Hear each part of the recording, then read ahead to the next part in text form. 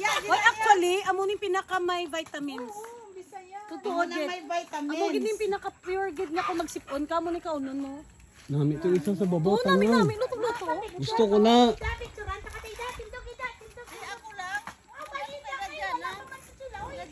Ara baka nami. Luto na. No? Ato pagid sa sulod tamian zo. Nami no. Wala man din ako si Emil. Sa syudad, diriya may income nyo.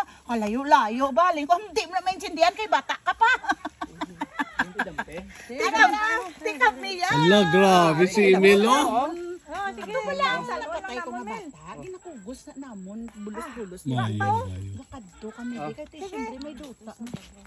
Ote, katcher ni. Amo ka katyan. Sige, aboy lang. Oh. Oh, dali na sol. Oh, yellow. Kasi koy-koy ko man.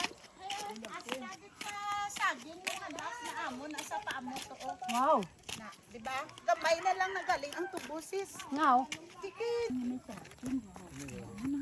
Sada sumapa na kasi Ito siya lang isa galakat. Memorize mo lang. Ne? Direta masaka. Kay dire ko no. Pas nami pag yung picture pass. Ano na? Uon mo mga 1.4, 1.5 para mag-ayo 1.3 last. May ara dayon cashin mill. Layo ba? Basta 1.2 gina sa puno. Wow! Father and son ba?